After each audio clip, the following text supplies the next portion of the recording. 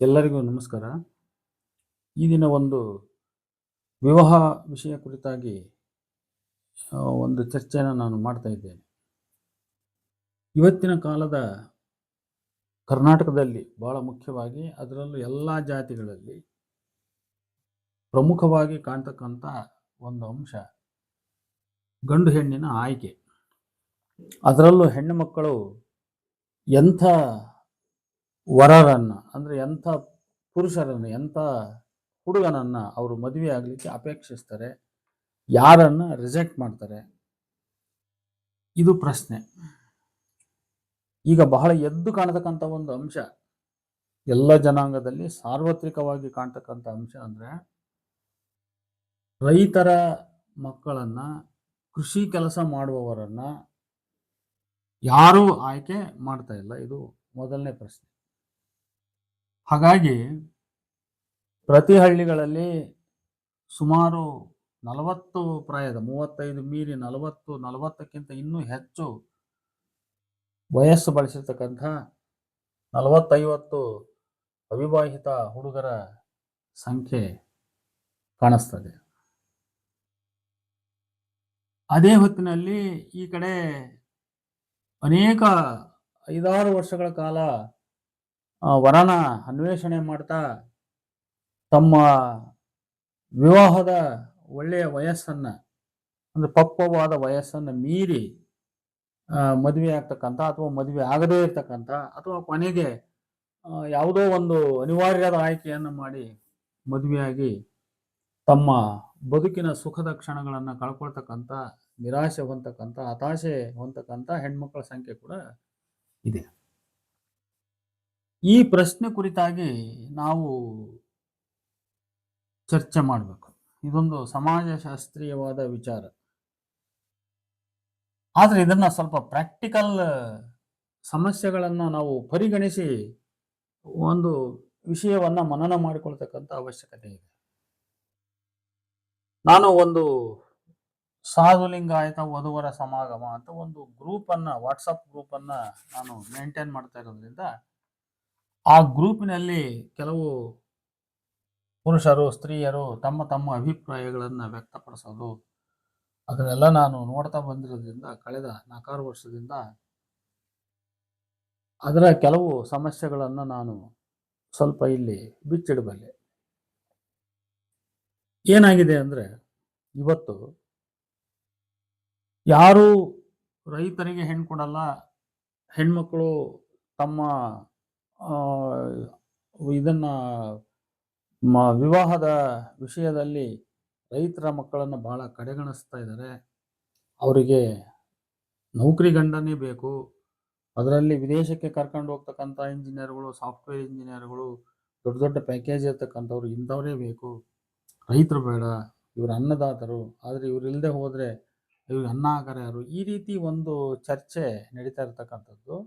ಮತ್ತು ಇದಕ್ಕೆ ಕೆಲವು ಹೆಣ್ಮಕ್ಳು ಬಹಳ ಖಾರವಾಗಿ ಉತ್ತರ ಕೊಡ್ತಕ್ಕಂಥದ್ದು, ಇದೆಲ್ಲ ನಾನು ಸ್ವಲ್ಪ ಗಮನಿಸಿದ್ದೇನೆ. ಇದೆಲ್ಲ ಹಿನ್ನೆಲೆಯಲ್ಲಿ ಒಂದು ವಿಷಯವನ್ನು ನಾನು ಮಂಡಿಸ್ತಾ ಇದ್ದೆ. ಮೊದಲನೇದಾಗಿ, ಯಾಕೆ ಈ ಪರಿಸ್ಥಿತಿ ಉದ್ಭವ ಆಯಿತು, ಇದಕ್ಕೆ ಯಾರು ಕಾರಣ ಅನ್ನೋದು ಪ್ರಶ್ನೆ. ನೋಡಿ, ಇದಕ್ಕೆ ನಾವೆಲ್ಲರೂ ಕಾರಣ. ನಮ್ಮ ಮನೆಯ ನಮ್ಮ ಮಕ್ಕಳನ್ನು, ಅಂದರೆ ಹೆಣ್ಣು ಮಕ್ಕಳನ್ನು, ನಮ್ಮ ಅಕ್ಕ ತಂಗಿಯರನ್ನು, ನಮ್ಮ ಅತ್ತೆಯರನ್ನು, ಹೀಗೆ ನಮ್ಮ ಕುಟುಂಬದಲ್ಲಿರ್ತಕ್ಕಂಥ ಯಾವುದೇ ಹೆಣ್ಣು ಮಕ್ಕಳನ್ನು, ಅವರು ಎಷ್ಟೇ ವಿದ್ಯಾವಂತರಿರಲಿ, ಒಂದು ಸ್ವಲ್ಪ ವಿದ್ಯಾವಂತರಿರಲಿ, ಸ್ವಲ್ಪ ಗ್ರ್ಯಾಜುಯೇಷನ್ ಪಡ್ಕೊಂಡಂಥವ್ರು, ಪದವೀಧರರಿರಲಿ, ಇಂಜಿನಿಯರಿಂಗ್ ಮಾಡಿದವರಿರಲಿ, ಸರ್ಕಾರಿ ಉದ್ಯೋಗದಲ್ಲಿ ಇರುವವರಿರಲಿ, ಎಂಥವರೇ ಇರಲಿ, ಒಟ್ಟಿನಲ್ಲಿ ನಮ್ಮ ಮನೆಯ ಹೆಣ್ಣು ಮಕ್ಕಳನ್ನು ನಾವು ಹೊರಗಡೆ ಕೊಡುವಾಗ ನಮ್ಮ ಅಪೇಕ್ಷೆ, ಅವನು ಸರ್ಕಾರಿ, ಫಸ್ಟ್ ಪ್ರಿಫರೆನ್ಸ್ ಅಂದರೆ ಸರ್ಕಾರಿ ನೌಕರಿಯಾಗಿರಬೇಕು. ಒಂದು ವೇಳೆ ಸರ್ಕಾರಿ ನೌಕರಿ ಇಲ್ಲದೆ ಇದ್ದರೆ ಯಾವುದಾದ್ರೂ ಸಂಸ್ಥೆಯಲ್ಲಿ ನಿರಂತರ ಸಂಬಳ ಬರ್ತಕ್ಕಂಥ ಕೆಲಸದಲ್ಲಿರಬೇಕು. ಅಥವಾ ಈಗ ಇತ್ತೀಚೆಗೆ ಹೊಸದಾಗಿ IT-BT ಕಂಪನಿಗಳು, ಇಂಜಿನಿಯರಿಂಗು, ಮೆಡಿಕಲ್ಲು ಇವೆಲ್ಲ ಬಂದಿರೋದ್ರಿಂದ ಇವತ್ತು ಅದರಲ್ಲೂ ಐಫೈ ಕುಟುಂಬಗಳಲ್ಲಿ, ಸ್ವಲ್ಪ ಉತ್ತಮಸ್ಥ ಆರ್ಥಿಕ ಸ್ಥಿತಿವಂತರ ಕುಟುಂಬಗಳಲ್ಲಿ ತಮ್ಮ ಮಕ್ಕಳನ್ನು ಡಾಕ್ಟ್ರಿಗೆ ಕೊಡಬೇಕು, ತಮ್ಮ ಮಕ್ಕಳನ್ನು ಇಂಜಿನಿಯರಿಂಗ್ ಕೊಡಬೇಕು, ಈ ರೀತಿ ಒಂದು ಅಸ್ಪಿರೇಷನ್ಸ್ ಇರ್ತಕ್ಕಂಥದ್ದು ನಾವು ಕಾಣ್ತಾ ಇದ್ದೇವೆ. ಇದು ಸರ್ವೇ ಸಾಮಾನ್ಯ.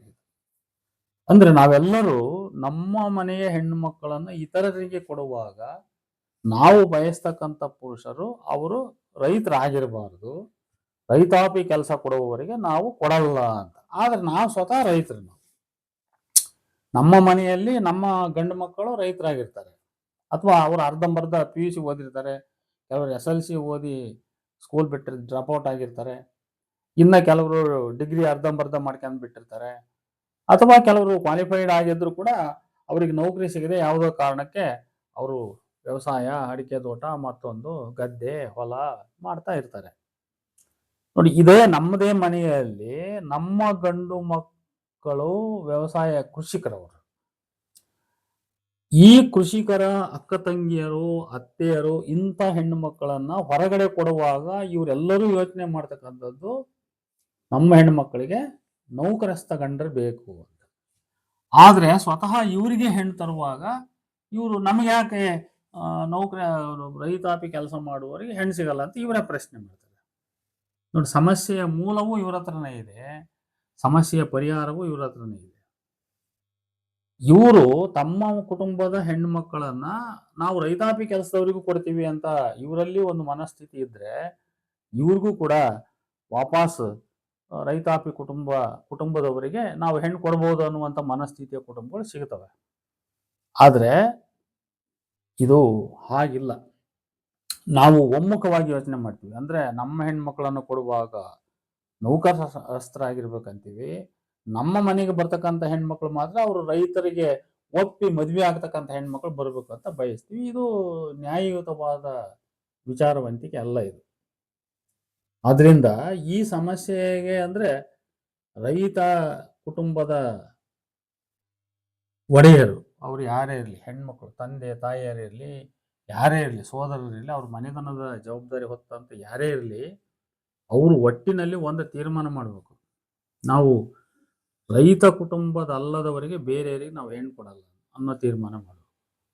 ಈ ರೀತಿ ಒಂದು ಸಾಮೂಹಿಕ ತೀರ್ಮಾನ ಆದ್ರೆ ಅವಾಗ ಆಟೋಮೆಟಿಕ್ ಆಗಿ ರೈತರ ಹೆಣ್ಮಕ್ಳಿಗೆ, ಗಂಡು ಮಕ್ಕಳಿಗೆ ಕೆಲಸ ಸಿಗ್ತೈತಿ, ಎಲ್ಲರಲ್ಲೂ ರೈತರನ್ನ ಮದುವೆ ಆಗಬೇಕು ಅಂತ ಒಂದು ಮನಸ್ಥಿತಿ ಉಂಟಾಗ್ತದೆ. ಇನ್ನು ಇದಕ್ಕಿಂತ ಮುಖ್ಯವಾಗಿ ನಾನು ಸ್ವಲ್ಪ ಇದನ್ನ ಹಿಂದಿನಿಂದ ಬಿಡಿಸಿ ಹೇಳಲಿಕ್ಕೆ ಪ್ರಯತ್ನ ಮಾಡ್ತೀನಿ.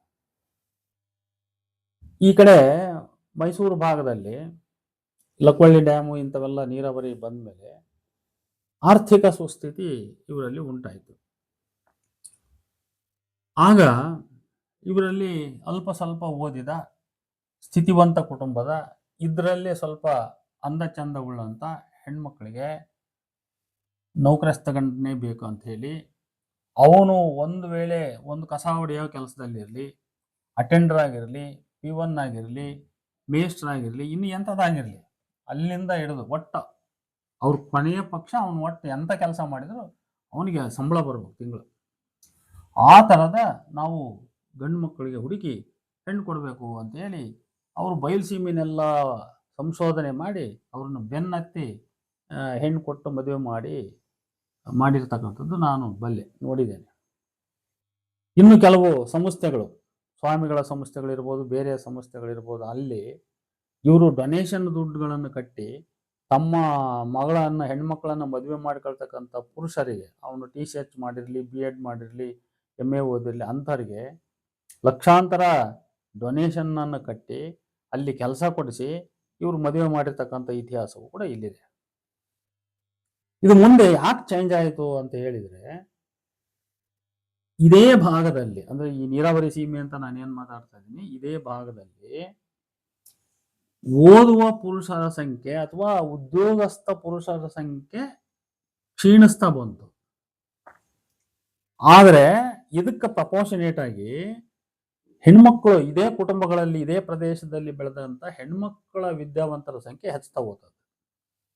ಇವರು ಹತ್ತಿರದ ಪೇಟೆಗಳು ತಮಗೆ ಸಮೀಪ ಇರೋದ್ರಿಂದ, ಬಸ್ಸಿನ ಸವಲತ್ತುಗಳು ಇರೋದ್ರಿಂದ ಕಾಲೇಜುಗಳಿಗೆ ಕಳಿಸಿದ್ರು. ಅವರು ಕೆಲವರು ಭಾಳ ಒಳ್ಳೆ ಪ್ರತಿಭಾವಂತರು ಡಾಕ್ಟರ್ಗಳಾದರು, ಇನ್ನು ಅದಕ್ಕಿಂತ ಸ್ವಲ್ಪ ಕಡಿಮೆ ಹಂತದಲ್ಲಿರೋರು ಇಂಜಿನಿಯರ್ ಆದರು, ಲೆಕ್ಚರ್ ಆದರು, ಮೇಸ್ಟರ್ ಆದರು, ಇನ್ನು ಬೇರೆ ಬೇರೆ ಉದ್ಯೋಗ ಪಡ್ಕೊಳ್ಳೋಂಥ ಹೆಣ್ಮಕ್ಳು ಇವ್ರ ಕುಟುಂಬಗಳಲ್ಲಿ ಹುಟ್ಟಿದ್ರು. ಕೊನೆಯ ಪಕ್ಷ ಅವ್ರು ಕ್ವಾಲಿಫೈಡ್ ಆಗಿ BSc ಮಾಡಿಕೊಂಡು, BEd ಮಾಡಿಕೊಂಡು, BA ಮಾಡಿಕೊಂಡು, BE ಓದ್ಕೊಂಡು ಮನೆಯಲ್ಲಿ ಇರ್ತಕ್ಕಂಥ ಹೆಣ್ಮಕ್ಳು ಸಂಖ್ಯೆ ಇಲ್ಲಿ ಹೆಚ್ಚಾಯಿತು. ಸಹಜವಾಗಿಯೇ ಯಾವಾಗ ಹೆಣ್ಮಕ್ಳಲ್ಲಿ ವಿದ್ಯಾವಂತರ ಸಂಖ್ಯೆ, ಇದು ನೋಡ್ರಿ, ಇದು ಬಹುಶಃ ಎಲ್ಲ ಜಾತಿ ಜನಾಂಗಕ್ಕೂ ಕೂಡ ಅನ್ವಯಿಸ್ತದೆ. ಇದು ಬರೀ ಒಂದು ಜಾತಿಗಂತಲ್ಲ, ಎಲ್ಲಾ ಜಾತಿಗಳಲ್ಲಿ ಸ್ತ್ರೀಯರಿಗೆ ವಿದ್ಯಾಭ್ಯಾಸದ ಸೌಕರ್ಯ ಸವಲತ್ತುಗಳು ಹೆಚ್ಚಾಗಿದ್ದರಿಂದ ಮತ್ತು ಕುಟುಂಬಗಳಲ್ಲಿ ಪ್ರೋತ್ಸಾಹ ದೊರೆತದ್ರಿಂದ ವಿದ್ಯಾವಂತ ಹೆಣ್ಣು ಮಕ್ಕಳ ಸಂಖ್ಯೆ ಹೆಚ್ಚಾಯಿತು. ಆದರೆ ಅದಕ್ಕೆ ಪ್ರಪೋರ್ಷನೇಟ್ ಆಗಿ ಗಂಡು ಮಕ್ಕಳು ಅಷ್ಟೇ ಸಂಖ್ಯೆಯಲ್ಲಿ ವಿದ್ಯಾವಂತರಾಗಿರ್ತಕ್ಕಂಥದ್ದು ಮತ್ತು ಕೆಲಸದಲ್ಲಿರ್ತಕ್ಕಂಥದ್ದು. ಯಾಕಂದ್ರೆ ಕುಟುಂಬಕ್ಕೆ ಗಂಡು ಮಗನ ಅರ್ನಿಂಗೇ ಬಹಳ ಮುಖ್ಯ. ಹೆಣ್ಮಗಳು ದುಡಿತಾ ಇದ್ರು ಕೂಡ ಅಲ್ಲಿ ಕುಟುಂಬದ ಅಧಿಪತಿ ಆಗ್ತಕ್ಕಂಥನು ಅಥವಾ ಕುಟುಂಬದ ಕೇಂದ್ರ ಬಿಂದು ಆಗ್ತಕ್ಕಂಥನು ಪುರುಷ. ಅವನು ಉದ್ಯೋಗಸ್ಥನಾಗಿರ್ಬೇಕು. ಅದರಿಂದ ಉದ್ಯೋಗಂ ಪುರುಷ ಲಕ್ಷಣಂ ಅಂತ ಗಾದೆ ಮಾತೆ ಇದೆ. ಆದ್ರೆ ಅದಕ್ಕೆ ಪ್ರಪೋರ್ಷನೇಟ್ ಆಗಿ, ಅಂದ್ರೆ ಹೆಣ್ಮಕ್ಳು ಒಂದ್ ಕಡೆ ಎಷ್ಟು ವಿದ್ಯಾವಂತರಿದ್ರು, ಎಷ್ಟು ಮಂದಿ ಆಗ್ಲೇ IT-BT ಕಂಪನಿಗಳಲ್ಲಿ ಕೆಲವರು ನೌಕರಿ ಸೇರಿದ್ರು, ಕೆಲವರು ಫಾರಿನ್ಗೆ ಹೋಗೋಕ್ಕೂ ಸಿದ್ಧರಾದ್ರು. ಇಂಥ ಹೊತ್ತಿನಲ್ಲಿ ಇದಕ್ಕೆ ಪ್ರಪೋರ್ಷನೇಟ್ ಆಗಿ ಇವ್ರಿಗೆ ಮ್ಯಾಚ್ ಮಾಡುವ ರೀತಿಯಲ್ಲಿ ಗಂಡು ಮಕ್ಕಳ ಸಂಖ್ಯೆ ಕಡಿಮೆ ಆಯಿತು. ಹಾಗಾಗಿ ಹೆಣ್ಮಕ್ಳು ನಮಗೆ ಇವ್ರು ಓದಿರ್ತಕ್ಕಂಥವ್ರೆಲ್ಲರೂ ಕೂಡ ಯಾರು, ನಾವು ಕೃಷಿಕರನ್ನ ಒಲ್ವಿ, ನಮಗೆ ನೌಕರಿಸ್ತ ಗಂಡನೇ ಬೇಕು, ಈ ಆಂಬಿಷನ್ನು ಇದು ಎಷ್ಟು ಅತಿರೇಕಕ್ಕೆ ಹೋಯ್ತು ಅಂದ್ರೆ, ಸರ್ಕಾರಿ ನೌಕರಸ್ಥರಾಗಬೇಕು ಅನ್ನೋದು ಮೊದಲನೇ ಆದ್ಯತೆ, ಎರಡನೇದು ಸಂಸ್ಥೆಗಳಲ್ಲಿ ಕೆಲಸ ಮಾಡೋಣಾಗಬೇಕು ಅನ್ನೋದು ಎರಡನೇ ಆದ್ಯತೆ, ಆಮೇಲೆ ಮೂರನೇದು IT-BT ಕಂಪನಿಗಳು. ಇತ್ತೀಚೆಗೆ ಅದು IT-BT ಕಂಪನಿಗಳಲ್ಲಿ ತಿಂಗಳ ಲಕ್ಷಾಂತರ, ವರ್ಷಕ್ಕೆ 20-30 ಲಕ್ಷ ಸಂಬಳ ತಗೊಳ್ಳೋಂತನಾಗಬೇಕು ಅನ್ನೋದು ನಂತರದ ಆದ್ಯತೆ. ಇದಾದ ಮೇಲೆ ನಮ್ಮನ್ನ ಫಾರಿನ್ನಿಗೆ ಕರ್ಕೊಂಡು ಹೋಗಿ ಅಲ್ಲಿ ಇಟ್ಕೊಂಡು ಸಂಸಾರ ಮಾಡಬೇಕು, ಅಮೇರಿಕಕ್ಕೆ ಹೋಗ್ಬೇಕು. ಇದನ್ನ ಭೂಲೋಕದ ಸ್ವರ್ಗ ಅಂತ ಕರಿತೀನಿ ನಾನು. ಭಾರತೀಯರ ದೃಷ್ಟಿಯಲ್ಲಿ ಅಮೇರಿಕ ಅಂದ್ರೆ ಇದು ಭೂಲೋಕದ ಸ್ವರ್ಗ ಅಂತ. ಆ ಭೂಲೋಕದ ಸ್ವರ್ಗ ತೋರಿಸ್ತಕ್ಕಂಥ ಗಂಡುಗಳಿಗೆ ಇನ್ನೂ ಹೆಚ್ಚಿನ ಆದ್ಯತೆ ಪ್ರಾಶಸ್ತ್ಯ ಕೊಡ್ತಕ್ಕಂಥ ಹೆಣ್ಮಕ್ಳು ಜಾಸ್ತಿ ಬೆಳೆದ್ರು. ಇದಕ್ಕೆಲ್ಲ ಯಾರು ಕಾರಣ ಹಂಗಾದ್ರೆ? ನೋಡಿ, ಈ ರೀತಿ ಹೆಣ್ಣುಮಕ್ಕಳ ಮನಸ್ಥಿತಿಯನ್ನ ಬೆಳೆಸಿರ್ತಕ್ಕಂಥವ್ರು ನಾವೇ. ನಮ್ಮ ಮನೆಯಲ್ಲಿ ಅವರನ್ನ ವಿದ್ಯಾವಂತರನ್ನ ಮಾಡಿದ್ವಿ. ಅವರಲ್ಲಿ ಈ ಥರದ ಒಂದು ಆಂಬಿಷನ್ಸ್ಗಳನ್ನ, ಅಸ್ಪರೇಷನ್ಸ್ಗಳನ್ನ ನಾವು ಇನ್ಕಲ್ಕೇಟ್ ಮಾಡ್ತಾ ಬಂದ್ವಿ ಸ್ಲೋ ಆಗಿ. ಹಾಗಾಗಿ ಇವತ್ತು ಪ್ರತಿ ಕುಟುಂಬದಲ್ಲಿ ಯಾವುದೇ ಒಂದು ವಿದ್ಯಾವಂತ ಹೆಣ್ಮಗಳು ಮನೆಯಲ್ಲಿ ಇದ್ದಾಳೆ ಅಂದ್ರೆ, ಆಕೆ PUC ಇಂದ ಹಿಡಿದು ಆನ್ವರ್ಡ್ಸ್ ಹೇಳ್ತಾ ಇದ್ದೀನಿ ನಾನು.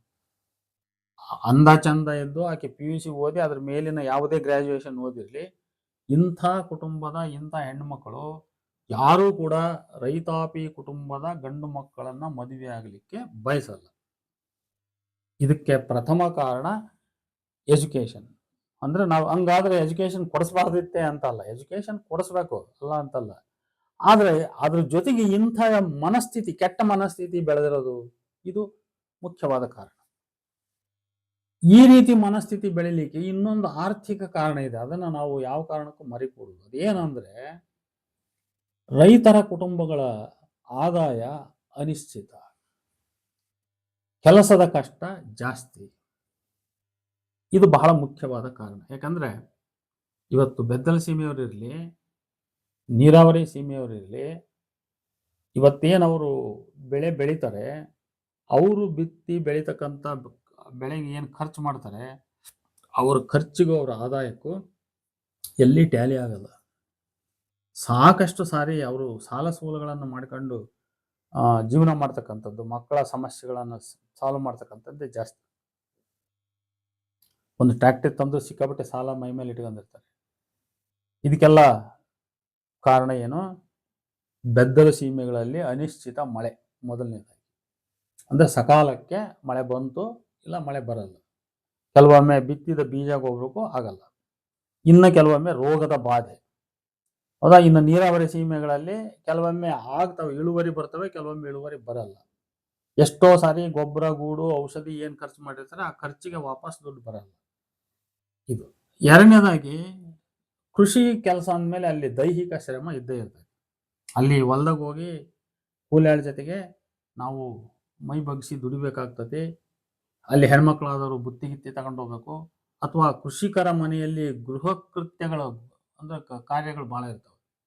ಇವತ್ತು ದನಕರು ನೋಡ್ಕೊಳ್ಳೋದಿರ್ಬೋದು, ಅವುಗಳನ್ನು ಮೇಯಿಸೋದು ಅಥವಾ ಅವುಗಳನ್ನು ಮೈ ತೊಳೆಯೋದು, ಅವುಗಳ ಹಾಲು ಕರಿತಕ್ಕಂಥದ್ದು, ಅವುಗಳನ್ನು ಹಿಡಿದು ಕಟ್ತಕ್ಕಂಥದ್ದು, ಆ, ಅಥವಾ ಈ ಎಲ್ಲದರ ದನ ಪಶುಪಾಲನೆಯ ಕೆಲಸ. ಯಾಕಂದ್ರೆ ಕೃಷಿಕರಿಗೆ ಪಶುಪಾಲನೆ ಅದ್ರ ಜೊತೆಗೆ ಅಂಟ್ಕೊಂಡೇ ಇರ್ತದೆ. ಅದು ಮನೆಯಲ್ಲಿ ಕೊನೆ ಪಕ್ಷ 4 ಎಮ್ಮೆ ಅಥವಾ ಆಕಳ ಕಟ್ಕೊಂಡಿರ್ತಾರೆ, 2 ಎತ್ತಾದ್ರೂ ಇರ್ತವೆ.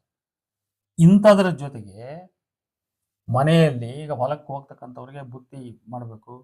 ಬೆಳಿಗ್ಗೆ ಎದ್ದು ಅವರು ಬೇಗ ಹೋಗ್ತಿರ್ತಾರೆ, ಅಷ್ಟೊತ್ತಿಗೆ ಎದ್ದು ಅಡುಗೆ ಮಾಡಬೇಕು.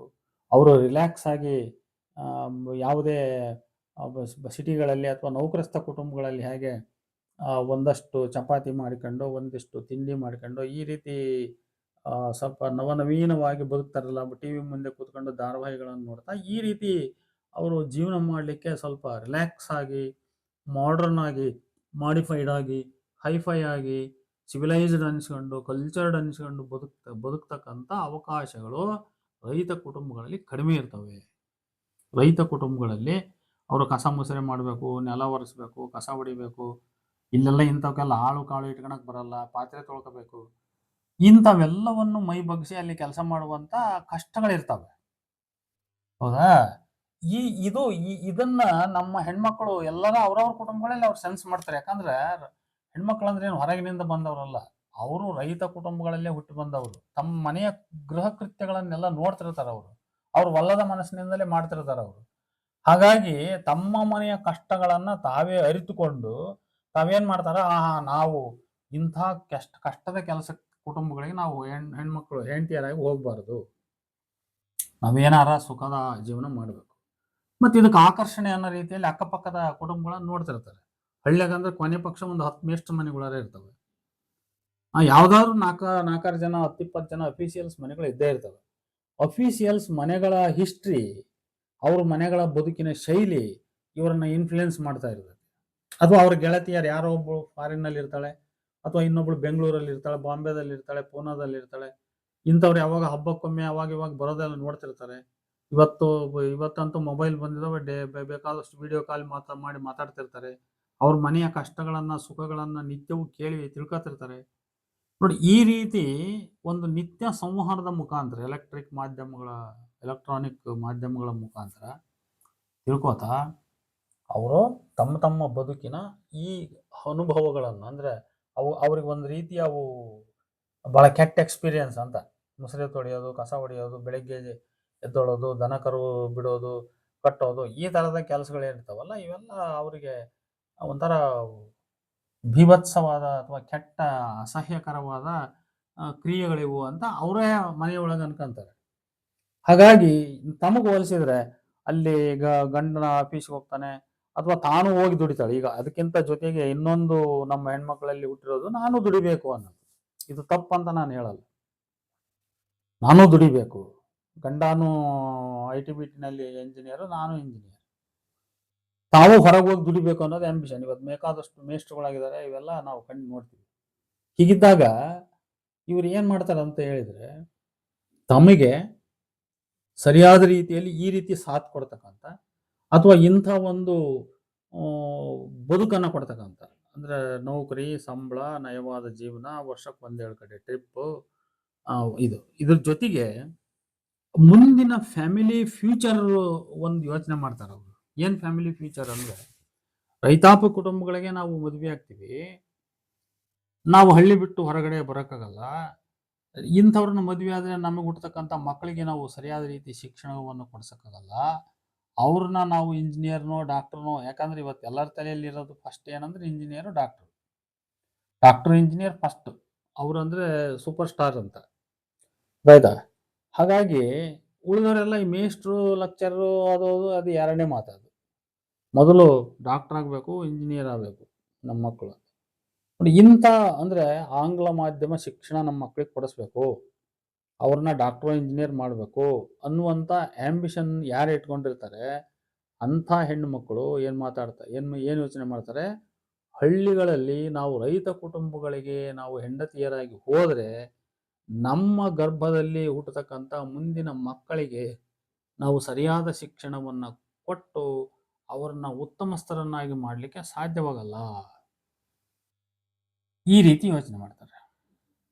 ಹಾಗಾಗಿ ಇವೆಲ್ಲವೂ ಅವ್ರ ಮನಸ್ಸಿನಲ್ಲಿ ಕೆಲಸ ಮಾಡ್ತಾ ಇರೋದ್ರಿಂದ ಒಂದು ಕಡೆ ಮಳೆ ಬೆಳೆಗಳ ಅನಿಶ್ಚಿತತೆ, ಇನ್ನೊಂದು ಕಡೆ ಕೃಷಿ ಕುಟುಂಬಗಳ ಗೃಹ ಕೃತ್ಯಗಳ ಕಷ್ಟ. ಇವತ್ತು ಹೊಲದಲ್ಲಿ ಹೋಗಿ ದುಡಿಯೋದಿರ್ಬೋದು, ಮನೆಯಲ್ಲಿ ಹೋಗಿ ದುಡಿಯೋದು, ಇವುಗಳ ಕಷ್ಟ. ಇನ್ನೊಂದು ಕಡೆ ಅವರ ಫ್ಯಾಮಿಲಿಯ ಭವಿಷ್ಯ. ಯಾಕಂದ್ರೆ ಎಜುಕೇಶನ್ ಅಂದ್ರೆ ಮನೆಯಲ್ಲಿ ಗಂಡನು ಶಿಕ್ಷಿತನಾಗಿರ್ಬೇಕು, ಹೆಂಡತಿ ಶಿಕ್ಷಿತನಾಗಿರ್ಬೇಕು. ಮಕ್ಕಳಿಗೆ ಇವತ್ತು ಆಂಗ್ಲ ಮಾಧ್ಯಮ ಮಕ್ಕಳು ಕಾನ್ವೆಂಟ್ಗೆ ಹೋಗಿ ಬಂದು ಮಕ್ಕಳಿಗೆ ಕುತ್ಕೊಂಡು ಮನೆಯಲ್ಲಿ 1-2 ತಾಸು ಅವ್ರಿಗೆ ಹೋಮ್ವರ್ಕ್ ಅನ್ನು ಮಾಡಿಸ್ಬೇಕು. ಬೆಳಿಗ್ಗೆ ಅವರಿಗೆ ಶಾಲೆಗೆ ಸಿದ್ಧ ತಯಾರು ಮಾಡಿ ಕಳಿಸ್ಬೇಕು. ಅವ್ರಿಗೆ ಯೂನಿಫಾರ್ಮ್ ಹಾಕಬೇಕು, ಸ್ಕೂಲ್ ಬುಕ್ಸು ಏನು ಇಟ್ಕೊಂಡ್ರೆ ನೋಡಬೇಕು, ಹೋಮ್ವರ್ಕ್ ಮಾಡಿಸ್ಬೇಕು. ಇಂಥವೆಲ್ಲ ಇವನ್ನೆಲ್ಲವನ್ನು ಕೃಷಿ ಕುಟುಂಬಗಳಲ್ಲಿ ಅಟೆಂಡ್ ಮಾಡೋಕ್ಕಾಗಲ್ಲ. ಈ ಕಾರಣಕ್ಕೆ ಅವ್ರು ಏನು ಮಾಡ್ತಾರೆ, ಅವರು ಹೆಚ್ಚು ನೌಕರಸ್ಥ ಗಂಡಂದಿರನ್ನ ಮದುವೆ ಆಗಬೇಕು ಅಂತ ಪ್ರಿಫರ್ ಮಾಡ್ತಾರೆ. ನೋಡಿ, ಮೂಲ ಬೀಜ ಇರೋದು ಇಲ್ಲಿ. ಮತ್ತೆ ಇದನ್ನೆಲ್ಲ ನಾವು ಯಾರು ನಿರಾಕರಿಸ್ಲಿಕ್ಕೆ ಸಾಧ್ಯ? ಯೋಚನೆ ಮಾಡಿ ನೀವು. ಇದನ್ನ ಯಾರು ನಿರಾಕರಿಸ್ಲಿಕ್ಕೆ ಸಾಧ್ಯ? ನೀನು ಯೋಚನೆ ಮಾಡ್ತಕ್ಕಂಥ ತಪ್ಪು, ಅಥವಾ ನೀನು ಈ ರೀತಿ ಆಕಾಂಕ್ಷೆ ಮಾಡ್ತಕ್ಕಂಥ ತಪ್ಪು ಅಂತ ನಾವು ಹೇಳಕ್ಕಾಗಲ್ಲ. ಅದರಿಂದ ಇದಕ್ಕೆ ಉಪಾಧಿ ಏನಂದ್ರೆ, ಇದು ಒಂದು ವ್ಯವಸ್ಥೆಯ ಮೂಲದಲ್ಲಿರ್ತಕ್ಕಂಥ ಸಮಸ್ಯೆ. ಇದು ವ್ಯವಸ್ಥೆ ಸರಿಯಾಗಬೇಕಷ್ಟೇ. ವ್ಯವಸ್ಥೆ ಹೆಂಗ್ ಸರಿಯಾಗಬೇಕಂದ್ರೆ, ಹಳ್ಳಿಗಳು ಕೂಡ ಪಟ್ಟಣದ ಮಟ್ಟಕ್ಕೆ ಎಲ್ಲಾ ರೀತಿಯ ಸೌಕರ್ಯಗಳಲ್ಲಿ ಅಪ್ಗ್ರೇಡ್ ಆಗಬೇಕು. ಇವತ್ತು ಸರ್ಕಾರಿ ಶಾಲೆಗಳಿರಲಿ, ಒಟ್ಟು ಗ್ರಾಮೀಣ ಮಟ್ಟದ ರೂರಲ್ ಎಜುಕೇಶನ್ ಇನ್ಸ್ಟಿಟ್ಯೂಷನ್ಸ್ ಏನಿದಾವೆ ಅವೆಲ್ಲವೂ ಕೂಡ ಪಟ್ಟಣದಲ್ಲಿರ್ತಕ್ಕಂಥ ಎಜುಕೇಶನ್ ಸಂಸ್ಥೆಗಳು, ಇನ್ಸ್ಟಿಟ್ಯೂಷನ್ಸ್ಗಳಿಗೆ ಈಕ್ವಲ್ ಆಗಿ ಶಿಕ್ಷಣವನ್ನ ಕೊಡ್ತಕ್ಕಂಥ ಹಂತಕ್ಕೆ ಅವು ಏರ್ಬೇಕು. ಅಂದ್ರೆ ಹಳ್ಳಿಗಳಲ್ಲೂ ಕೂಡ ಆಂಗ್ಲ ಮಾಧ್ಯಮ ಶಿಕ್ಷಣ ಅಷ್ಟೇ ಉತ್ತಮವಾಗಿ ಸಿಗ್ತದೆ ಅನ್ನೋ ವಿಶ್ವಾಸ ಜನಗಳಿಗೆ ಮೂಡಬೇಕು. ಹಳ್ಳಿಯಲ್ಲಿ ಓದಿದ್ರು ಕೂಡ ನಾನು ಮುಂದೆ ಇಂಜಿನಿಯರ್ ಆಗಬಲ್ಲೆ, ಡಾಕ್ಟರ್ ಆಗಬಲ್ಲೆ ಅನ್ನುವಂಥ ವಿಶ್ವಾಸ ಮೂಡಬೇಕು. ಇದು ಮೊದಲನೇದು. ಎರಡನೇದಾಗಿ, ಪಟ್ಟಣದ ಸೌಕರ್ಯಗಳಿಗೆ ಈಕ್ವಲ್ ಆಗಿ ಹಳ್ಳಿಗಳಲ್ಲೂ ಕೂಡ ಸೌಕರ್ಯಗಳು. ಇವತ್ತು ಆಸ್ಪತ್ರೆ, ರಸ್ತೆ, ಕುಡಿಯೋ ನೀರು, ಮತ್ತೊಂದು. ಇವತ್ತು ಈಗಿನ ಸರ್ಕಾರಗಳು ಸ್ವಲ್ಪ ಎಲ್ಲ ಮಾಡಿದಾವಿಲ್ಲ ಅಂತಲ್ಲ, ಆದ್ರೂ ಕೂಡ ಸರ್ಕಾರಿ ಶಾಲೆಗಳು ಬಿದ್ದೋಗಿರೋದು ನಿಜ. ಹತ್ತಿರದ ಪಟ್ಟಣದ ನಗರ ಪಟ್ಟಣಗಳ ಆಂಗ್ಲ ಮಾಧ್ಯಮ ಶಾಲೆಗಳಿಗೆ ಬಸ್ಗಳು ಸುಮಾರು ಒಂದು ಪಟ್ಟಣದ ಸುತ್ತಮುತ್ತ 20-25 ಕಿಲೋಮೀಟರ್ ವ್ಯಾಪ್ತಿಯಲ್ಲಿ ಎಲ್ಲ ತಿರುಗಾಡಿ ಹುಡುಗರನ್ನ ಎಳ್ಕೊಂಡ್ ಬಂದ್ಬಿಡ್ತವೆ. ಹಾಗಾಗಿ ಅಲ್ಲಿಯ ಎಲ್ಲ ಸರ್ಕಾರಿ ಶಾಲೆಗಳೆಲ್ಲ ಹಾಳು ಬಿದ್ದಿರ್ತವೆ. ಅಲ್ಲಿಯ ಮೇಸ್ಟ್ಗಳಿಗೆ ಪ್ರಪೋರ್ಷನೇಟ್ ಆಗಿ ಈಕ್ವಲ್ ಆಗಿ ಇವತ್ತು ಹುಡುಗರಿಲ್ಲ. ಆದ್ರಿಂದ ಇದು ನಮ್ಮಲ್ಲಿ ಕಾಣ್ತಕ್ಕಂಥ ಬಹಳ ದೊಡ್ಡ ವ್ಯವಸ್ಥೆಯ ದೋಷ ಇದು. ಹಾಗಾಗಿ ಈ ವ್ಯವಸ್ಥೆ ಸರಿ ಹೋದ್ರೆ, ಅಂದ್ರೆ ಹಳ್ಳಿಗಳು ಕೂಡ ಪಟ್ಟಣಕ್ಕೆ ಈಕ್ವಲ್ ಆಗಿ ಎಲ್ಲಾ ಸೌಲಭ್ಯ ಸೌಕರ್ಯಗಳನ್ನ ಹೊಂದಿದವೆ. ನಾವು ಹಳ್ಳಿಗಳಿದ್ರೂ ಕೂಡ ನಮ್ಮ ಕುಟುಂಬದ ಮುಂದಿನ ಅಪೇಕ್ಷೆಗಳನ್ನು ಈಡೇರಿಸ್ಕೋಬಹುದು, ನಮ್ಮ ಮಕ್ಕಳನ್ನ ವಿದ್ಯಾವಂತರನ್ನಾಗಿ ಮಾಡಬಹುದು ಅನ್ನೋ ವಿಶ್ವಾಸ ಇವತ್ತು ಎಲ್ಲಾ ಹೆಣ್ಮಕ್ಳಿಗೂ, ಎಲ್ಲಾ ಕುಟುಂಬಸ್ಥರ ಮನಸ್ಸಲ್ಲಿ ಬರಬೇಕು. ಅವಾಗ ಅವರು ಹಳ್ಳಿ ಬಿಟ್ಟು ನಾವು ಪೇಟೆಗೆ ಹೋಗ್ಬೇಕು, ಅಥವಾ ನಾನು ಬೆಂಗಳೂರಿಗೆ ಹೋಗ್ಬೇಕು, ನಾನು ಅಫಿಷಿಯಲ್ ಗಂಡನ್ನೇ ಮದುವೆ ಆಗ್ಬೇಕು ಅನ್ನೋ ಒಂದು ಆಸೆ ಏನಿದೆಯಲ್ಲ, ಅದು ಕಡಿಮೆ ಆಗ್ತಾ ಬರ್ತದೆ. ಅದು ಒಂದೇ ವರ್ಷಕ್ಕೆ ಅಥವಾ 10-20 ವರ್ಷಕ್ಕೆ ಕಡಿಮೆ ಆಗ್ತಕ್ಕಂಥ ಮಾತಲ್ಲ. ಇವೆಲ್ಲ ಕ್ರಮೇಣ ಆಗ್ತಕ್ಕಂಥ ಮಾತು. ಇದು ಬಹಳ ಮುಖ್ಯ. ಇದೆಲ್ಲದರ ಜೊತೆಗೆ ಇನ್ನೂ ಕೆಲವು ಉದಾರವಾದ ತಿಳುವಳಿಕೆಗಳು, ಅದು ಅವರವರಿಗೆ ಬಿಟ್ಟದ್ದು. ಅದು ಉದಾರವಾದ, ಯಾಕಂದ್ರೆ ಇಡೀ ನೋಡ್ರಿ, ಭಾರತದ 140 ಕೋಟಿ ಜನ ಅದ್ರಂದ್ರೆ 140 ಕೋಟಿ ಜನರಿಗೂ ನೌಕರಿ ಸಿಗಕ್ಕಾಗಲ್ಲ. ಇದು ಮೊದಲನೇದು. ಎಲ್ಲರೂ ನೌಕರಿ ಎಲ್ಲರೂ ನೌಕರಿ ಮಾಡಿದ್ರೆ ರೈತಾಪಿ ಕೆಲಸ ಮಾಡುವವ್ರು ಯಾರು? ರೈತರು ಒಂದು ವೇಳೆ ಅವರು ಉತ್ತಿ ಬಿತ್ತಿ ಬೆಳೆದೇ ಇದ್ರೆ ಇವ್ರಿಗೆಲ್ಲ ಅನ್ನ ಸಿಗುತ್ತಾ? ಇದನ್ನ ಯೋಚನೆ ಮಾಡಿ ನೋಡೋಣ. ಇನ್ನು ಇದೆಲ್ಲದಕ್ಕಿಂತ ಬಹಳ ಬೇಸಿಕ್ ಕ್ವಶನ್ ನೀವು. ಇವತ್ತು ಒಬ್ಬ ರೈತ ಹೊಲದಲ್ಲಿ ದುಡಿದೇ ಇದ್ರೆ, ಅವನು ಅನ್ನ ಹಾಕದೇ ಇದ್ರೆ ಈ ವ್ಯವಸ್ಥೆ ಬದುಕಕ್ಕೆ ಸಾಧ್ಯ ಇಲ್ಲ. ಎಲ್ಲದೂ ಸಂಪೂರ್ಣ ಅವಲಂಬಿಸಿರೋದು ಇವತ್ತು ನಗರದ ಒಬ್ಬ ಹಮಾಲಿ ಇರಲಿ, ಯಾವುದೇ ಕೂಲಿ ಕಾರ್ಮಿಕ ಇರಲಿ, ಒಬ್ಬ ಅಫಿಷಿಯಲ್ ಇರಲಿ, ರಾಜಕಾರಣಿ ಇರಲಿ, ಉದ್ಯಮಿ ಇರಲಿ, ಅವನು ಉದ್ಯಮ ಇರಲಿ, ಎಲ್ಲದೂ ಯಾರ ಚಟುವಟಿಕೆಯನ್ನು ಅವಲಂಬಿಸಿದೆ ಅಂತ ಹೇಳಿದ್ರೆ ರೈತನ ಚಟುವಟಿಕೆಯನ್ನು ಅವಲಂಬಿಸಿದೆ. ರೈತ ಉತ್ಪಾದನೆ ಮಾಡಿ ಅವನು ಪಟ್ಟಣಕ್ಕೆ ತನ್ನ ಈರುಳ್ಳಿ, ಮೆಣಸಿನಕಾಯಿ, ತರಕಾರಿಗಳನ್ನು ಕಳಿಸಿದರೆ ನಗರ ಪಟ್ಟಣದ ಬದುಕು, ಇಲ್ಲಿಯ ಜನರಿಗೆ ಕೆಲಸ. ಅವನು ತನ್ನ ಶೇಂಗಾ, ಹತ್ತಿ, ಭತ್ತ, ಕಬ್ಬು, ರಾಗಿ, ಜೋಳ, ಎಲ್ಲ ದವಸ ಧಾನ್ಯ, ಎಲ್ಲ ಏನೇ ಇರಲಿ, ಕಮರ್ಷಿಯಲ್ ಕ್ರಾಪ್ಸ್ ಇರಲಿ, ನಾನ್ ಕಮರ್ಷಿಯಲ್ ಕ್ರಾಪ್ಸ್ ಇರಲಿ ಅವೆಲ್ಲವನ್ನು ತಗೊಂಬಂದು ಅವನು ನಗರ ಪಟ್ಟಣಗಳ ಜನರಿಗೆ ಅವನು ಬಂದು ಮಾರಿದರೆ ಇಲ್ಲಿಯ ಮಾರ್ಕೆಟ್ನ ಜನರಿಗೆ ಕೆಲಸ. ಈ ಮಾರ್ಕೆಟಿನಿಂದ ಅವು ಬೇರೆ ಬೇರೆ ಕಡೆ ವಿತರಣೆ ಆದರೆ ಇಡೀ ವ್ಯವಸ್ಥೆಗೆ ಅನ್ನ ಸಿಗ್ತದೆ. ಎಲ್ಲದನ್ನು ಎಲ್ಲ ಕಡೆ ಬೆಳೆಯಲ್ಲ. ಕೆಲವು ಕಡೆ ಕಬ್ಬು ಭತ್ತ ಅಷ್ಟೇ ಬೆಳೀತಾರೆ, ಇನ್ನು ಕೆಲವು ಕಡೆ ರಾಗಿ ಜೋಳ ಬೆಳೀತಾರೆ, ಇನ್ನು ಕೆಲವು ಕಡೆ ಎಲ್ಲದನ್ನು ಸರ್ವದನ್ನು ಬೆಳೀತಾರೆ. ಕುಸುಬೆ ಬೆಳೀತಾರೆ, ಸೂರ್ಯಕಾಂತಿ ಬೆಳೀತಾರೆ, ಶೇಂಗಾ ಬೆಳೀತಾರೆ, ಹತ್ತಿ ಬೆಳೀತಾರೆ. ಯಾಕಂದ್ರೆ ಈ ಜೀವನಕ್ಕೆ ಎಲ್ಲದು ಪ್ರತಿಯೊಂದು ಬೇಕು. ಸಾಸಿವೆ ಕಾಳಿನಿಂದ ಹಿಡಿದು ಎಲ್ಲದು ಬೇಕು. ಹೀಗೆ ಎಲ್ಲದೂ ರೈತರ ಒಂದು ಪರಿಶ್ರಮದಿಂದ ಉತ್ಪನ್ನ ಆಗಿ ಆ ದವಸ ಧಾನ್ಯ ಇತ್ಯಾದಿ ಬೆಳೆಗಳು ಪಟ್ಟಣಕ್ಕೆ ಬಂದು ಅವು ಕಂಪನಿಗಳಿಗೆ ಹೋಗಿ ಅಲ್ಲಿ ಎಣ್ಣೆಯಾಗಿ ಬಟ್ಟೆಯಾಗಿ ಅವು ತಯಾರಾಗಿ ಬಂದರೆ ನಮ್ಮೆಲ್ಲರ ಜೀವನ ನಡೆಯಲಿಕ್ಕೆ ಸಾಧ್ಯ. ಹಾಗಾಗಿ ಇಡೀ ವ್ಯವಸ್ಥೆಗೆ ಆಧಾರಭೂತವಾದ ಚಟುವಟಿಕೆ ಯಾವುದು ಅಂತ ಹೇಳಿದ್ರೆ ಕೃಷಿ ಚಟುವಟಿಕೆ. ಹಾಗಾಗಿ ಕೃಷಿಕನನ್ನ ಯಾವ ಕಾರಣಕ್ಕೂ ನಾವು ತಿರಸ್ಕಾರ ಭಾವನೆಯಿಂದ ನೋಡ್ತಕ್ಕಂಥದ್ದು, ಕೃಷಿ ಕೆಲಸವನ್ನ ನಾವು ಕೀಳು ಅಂತ ಕಾಣ್ತಕ್ಕಂಥದ್ದು ಐತಲ್ಲ, ಇದು ಬಹಳ ದೊಡ್ಡ ದ್ರೋಹ ಇದೆ. ಇಂಥ ಮನಸ್ಸುಗಳನ್ನ ನಾವು ಮೊದಲೇ ಬೆಳೆಸ್ಕೋಬಾರ್ದು. ಫಸ್ಟ್ ಬೆಳೆಸ್ಕೋಬಾರ್ದು. ಹೌದಾ? ಯಾವುದಾದ್ರೂ ಇರಲಿ, ನಾನು ಅದನ್ನ ಒಪ್ಕೊಂಡು ನಾನು ಬದುಕ್ತೀನಿ ಅನ್ನುವಂಥ ಒಂದು ವಿಶ್ವಾಸ ನಮ್ಮಲ್ಲಿ ಬರಬೇಕು. ಇದು ಒಂದು ರೀತಿಯ ನೈತಿಕ ತಿಳುವಳಿಕೆ. ಅದು ನಾವು ನಮ್ಮದೇ ಒಂದು ವ್ಯವಸ್ಥೆ ಅಂದ್ರೆ ನಾವು ಹುಟ್ಟಿರೋದೇ ರೈತ ಕುಟುಂಬದಲ್ಲಿ. ರೈತ ಕುಟುಂಬದೊಳಗೆ ಹುಟ್ಟಿ ಅದರ ಸುತ್ತಮುತ್ತ ವಾತಾವರಣದಲ್ಲಿ ಬೆಳೆದ ನಾವೇ ರೈತ ವ್ಯವಸ್ಥೆಗೆ ವಿರುದ್ಧವಾದ ಆಲೋಚನೆ ಮಾಡ್ತೀವಿ ಅಂದ್ರೆ ಇದಕ್ಕಿಂತ ತಾಯ್ಗಂಡವಾದ ಆಲೋಚನೆ ಮತ್ಯಾವುದಾದ್ರೂ ಇದೆಯೇ? ಆದ್ರಿಂದ ಇದು ನಮ್ಗೆ ಹೆಂಗ್ ಒಳ್ಳೇದಾಗ್ಲಿಕ್ಕೆ ಸಾಧ್ಯ ಆಗಲ್ಲ. ಆದ್ರಿಂದ ರೈತರ ಬಗ್ಗೆ, ಕೃಷಿಯ ಬಗ್ಗೆ ಬಹಳ ದೊಡ್ಡ ಮಾತೃ ಗೌರವ ನಮಗಿರಬೇಕು. ನಮಗೆ ಇರಬೇಕು. ನಾವು ಅದನ್ನ ಯಾವ ಕಾರಣಕ್ಕೂ ತಿರಸ್ಕಾರ ಭಾವನೆಯಿಂದ ನೋಡಬಾರದು. ಇಂಥ ಒಂದು ಮನಸ್ಸು ನಮಗೆ ಬರಬೇಕು. ಅದರಿಂದ ಒಂದು ಕಡೆ ವ್ಯವಸ್ಥೆ ಸರಿಯಾಗಬೇಕು, ಇನ್ನೊಂದು ಕಡೆ ನಮ್ಮಲ್ಲಿ ಮನೋಬಲ, ಇಚ್ಛಾಶಕ್ತಿ ಅಂತೀವಲ್ಲ ನಾವು, ನಮ್ಮ ಸಂಕಲ್ಪ, ನಮ್ಮ ಇಚ್ಛಾಶಕ್ತಿ, ನಮ್ಮ ಆಲೋಚನೆಯ ವಿಧಾನ ಇವೆಲ್ಲವೂ ಕೂಡ ಬದಲಾವಣೆ ಆಗಬೇಕು. ಆವಾಗ ಈ ಹೆಣ್ಮಕ್ಳ ಮದುವೆ ವಿಚಾರ ನಮಗೆ ಅದು ಸುಲಭವಾಗ್ತದೆ. ಈಗ ಎಷ್ಟೋ ಜನ ನೋಡ್ರಿ, ಅದೇನೋ ಹಳ್ಳಿಯಲ್ಲಿ ಗಾದೆ ಮಾತಿದೆ, ಹಂಗಮ್ಮ ಮೀರಿಂದ ನಿಂಗಮ್ಮ ಬಸರಾಗಿದ್ಲು ಅಂತ ಹೇಳ್ಬಿಟ್ಟು. ಹಂಗಾಮ ಮೀರಿ ಮದುವೆ ಆಗ್ತಕ್ಕಂಥದ್ದು ಐತಲ್ಲ, ಇದು ಅಷ್ಟು ಒಳ್ಳೆಯದಲ್ಲ. ಇದು ಯಾವ ಕಾರಣಕ್ಕೂ ಒಳ್ಳೆಯದಲ್ಲ. ಆದ್ರಿಂದ ನಾವು ಒಂದು ಮನುಷ್ಯರು ಯಾರೇ ಆಗಲಿ ಒಂದು ವಯಸ್ಸಿನ ಇತಿಮಿತಿಯೊಳಗೆ ನಮ್ಮ ಜೋಡಿಗಳನ್ನ ಆಯ್ಕೆ ಮಾಡಿಕೊಂಡು ಒಂದು ವಿವಾಹ ಆಗ್ತಕ್ಕಂಥದ್ದು, ಕೂಡಿ ಬದುಕ್ತಕ್ಕಂಥದ್ದು, ನಮ್ಮ ಸುಖ ದುಃಖಗಳನ್ನು ನಾವು ಅನುಭವಿಸ್ತಕ್ಕಂಥದ್ದು ಇದೆಯಲ್ಲ, ಇದು ಸರಿಯಾದ್ದಿದೆ.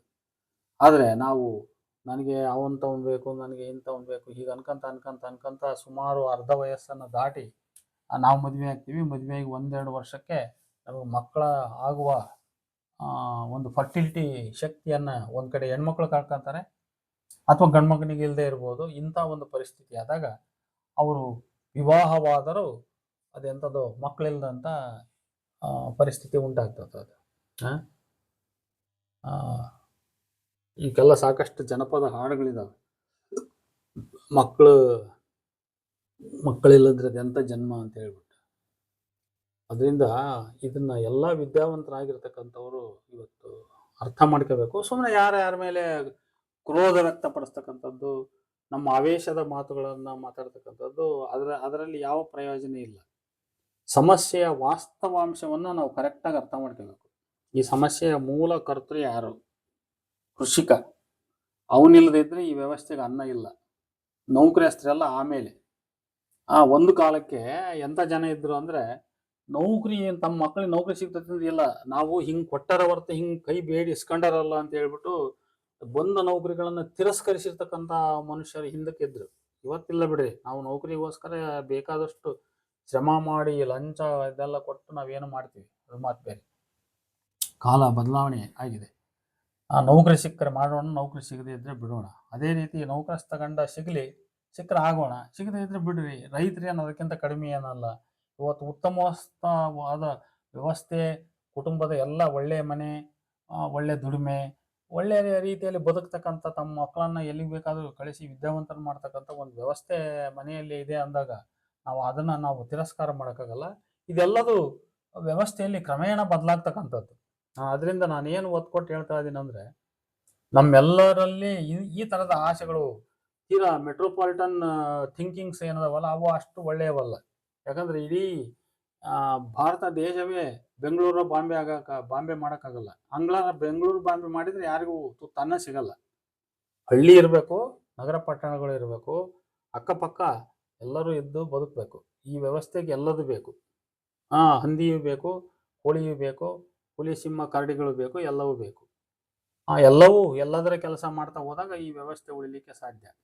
ಅದರಿಂದ ನಾವು ಇಂಥವ್ರೇ ಆಗಬೇಕು ಅಂಥವ್ರೇ ಆಗಬೇಕು ಅಂತ ಹೇಳಿ ನಮ್ಮ ಬದುಕನ್ನು ಹಾಳು ಮಾಡಿಕೊಳ್ತಕ್ಕಂಥದ್ದು ಸರಿಯಲ್ಲ. ಇನ್ನೊಂದು ಬಹಳ ಮುಖ್ಯವಾಗಿ ನಾನು ಇದನ್ನು ಗಮನ ಸೆಳೆದು ಹೇಳಲೇಬೇಕು.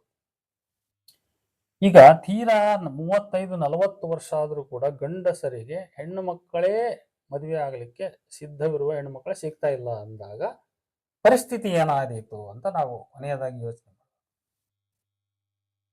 ನೋಡ್ರಿ, ಇವತ್ತು ಅತ್ಯಾಚಾರಗಳು ನಡೀತವೆ, ಹೆಣ್ಮಕ್ಳ ಮೇಲೆ ಸ್ತ್ರೀ ದೌರ್ಜನ್ಯ ಅಂತೀವಲ್ಲ, ಹಲ್ಲೆಗಳು ನಡೀತವೆ, ಅತ್ಯಾಚಾರಗಳು ನಡೀತವೆ, ಅನೈತಿಕ ಸಂಬಂಧಗಳು ನಡೀತವೆ, ಕೊಲೆಗಳಾಗ್ತವೆ, ಅಥವಾ ಅಂತರ್ಜಾತಿ ವಿವಾಹ ಅಂತ ಹೇಳಿ ಮತ್ತೆ ಅವೆಲ್ಲ ಬೇರೆ ಬೇರೆ ಇನ್ನೊಂದು ರೀತಿಯ ಆಯಾಮಗಳಿಗೆ ಹೋಗ್ತವೆ. ಆಮೇಲೆ ಮರ್ಯಾದೆ ಹತ್ತ ಅಂತ ನಡೀತವೆ. ಸ್ವಲ್ಪ ಇವನ್ನೆಲ್ಲ ಹಿಂಗೆ ಒಂದಿಷ್ಟು ತಲೆಗೆ ತಗೊಳ್ರಿ. ಇದು ಏನಾಗ್ತತೆ ಅಂತ ಹೇಳಿದ್ರೆ, ಯಾವಾಗ ಮನುಷ್ಯ ಗಂಡಸು ಆಗಿರ್ತಕ್ಕಂಥವನು ಅಥವಾ ಹೆಣ್ಮಕ್ಳೇ ಇರಲಿ, ಒಂದು ವಯೋಮಿತಿ ದಾಟ ತನಕ ಮಾತ್ರ ಅವರು ತಮ್ಮ ಈ ನ್ಯಾಚುರಲ್ ಡಿಸೈರ್ಗಳನ್ನು ಕಂಟ್ರೋಲಲ್ಲಿ ಇಟ್ಕೋಬಹುದು. ಆದ್ರೆ ಆಮೇಲೆ ಅದನ್ನ ಕಂಟ್ರೋಲಲ್ಲಿ ಇಟ್ಕೊಳಕ್ಕಾಗಲ್ಲ.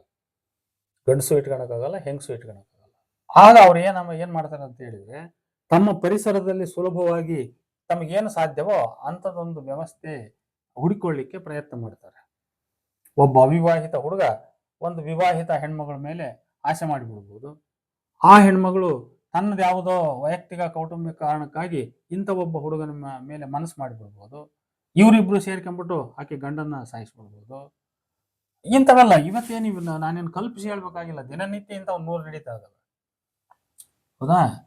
ನೋಡ್ರಿ, ಮೊನ್ನೆ ಯಾವುದೋ ಇಲ್ಲೇ ದಾವಣಗೆರೆ ಹತ್ರ ಬಸವಪಟ್ಟಣ ಸುಮಾರು 10 ಜನ ಹುಡುಗರು ಒಬ್ಬ ಹೆಣ್ಮಗಳ ಮೇಲೆ ಅತ್ಯಾಚಾರ ಮಾಡಿರ್ತಕ್ಕಂಥದ್ದು ನಾವು ಕೇಳಿದ್ವಿ. ಇಂಥವೆಷ್ಟೋ ನಡೀತವೆ. ಹೌದಾ? ಇದಕ್ಕೆಲ್ಲ ಏನು ಕಾರಣ ಅಂತ ಹೇಳಿದ್ರೆ, ಅವರವರ ಒಂದು ನೈಸರ್ಗಿಕವಾದ ನ್ಯಾಚುರಲ್ ಡಿಸೈರ್ಸ್ ಅಂತೀವಲ್ಲ, ಆಂಬಿಷನ್ಸ್ಗಳು, ಆಕಾಂಕ್ಷೆಗಳು, ಸಹಜವಾದ ಆಕಾಂಕ್ಷೆಗಳು ಆಯಾ ವಯಸ್ಸಿಗೆ ತಕ್ಕಂತೆ ಈಡೇರ್ಬೇಕು ಅನ್ನೋದಾದ್ರೆ, ಪರಸ್ಪರ ಗಂಡು ಹೆಣ್ಣುಗಳು ಯಾವ ವಯಸ್ಸಿನಲ್ಲಿ ಪರಸ್ಪರ ಜೋಡಿ ಆಗ್ಬೇಕು ಆ ವಯಸ್ಸಿಗೆ ಜೋಡಿ ಆಗ್ಬಿಟ್ರೆ ಮುಗಿದೋಯ್ತು. ಮುಂದೆ ಸಮಸ್ಯೆ ಅದು ಉದ್ಭವ ಆಗಲ್ಲ. ಆದ್ರೆ ಇದಕ್ಕೆ ಅಡ್ಡಿಯಾಗಿರೋದೇನು? ಈಗ ನಾವು ಹೇಳಿದ್ವಲ್ಲ ಆ ವಿಚಾರಗಳು. ನನಗೆ ಇಂಥದೇ ಗಂಡ ಬೇಕು, ಇಂಥದೇ ಹೆಂಡತಿ ಬೇಕು ಅಂತೇಳಿ ನಾವು ಅದನ್ನ ಒತ್ತುತ್ತಾ ಹೋದಾಗ ಏನಾಗ್ತದೆ? ಗಂಡಿಗೆ ಹೆಣ್ಣು ಸಿಗಲ್ಲ, ಹೆಣ್ಣಿಗೆ ಗಂಡು ಸಿಗಲ್ಲ. ಆದ್ರೆ ಅವ್ರ ನ್ಯಾಚುರಲ್ ಡಿಸೈರ್ಸ್ ಮಾತ್ರ ಅವ್ರಿಗೆ ನಿತ್ಯವೂ ಹಗಲು ರಾತ್ರಿ ಕಾಡ್ತಾ ಇರ್ತವೆ. ಅದನ್ನ ತೃಪ್ತಿಪಡಿಸ್ಕೊಳ್ಳಿಕ್ಕೆ ಅವ್ರು ಯಾವುದಾದ್ರೂ ಒಂದು ವಾಮ ಮಾರ್ಗಗಳನ್ನು ಹಿಡಿತಾನೆ. ಎಳೆ ವಯಸ್ಸಿನ ಹೆಣ್ಮಕ್ಳು ಹುಡುಗಿಯರನ್ನ ಅಪಹರಿಸ್ಕೊಂಡು ಹೋಗೋದು, ಇಂಥವೆಲ್ಲ ನಡೀತಾ ಇರ್ತಾವೆ. ಆದ್ರಿಂದ ಹೆಣ್ಮಕ್ಳು ಮತ್ತು ಗಂಡು ಮಕ್ಕಳು ಸಹಜವಾದ ಅಂದ್ರೆ ಒಂದು ಒಳ್ಳೆ ವಯಸ್ಸಿನಲ್ಲಿರ್ತಕ್ಕಂಥವ್ರು ಆ ವಯೋಸಹಜವಾದ ಆಸೆ ಆಮಿಷಗಳನ್ನ ಅವರು suppressed feelings are more dangerous than expressed feelings ಅಂತ ಒಂದು ಗಾದೆ ಮಾತಿದೆ ಇಂಗ್ಲಿಷ್ನಲ್ಲಿ.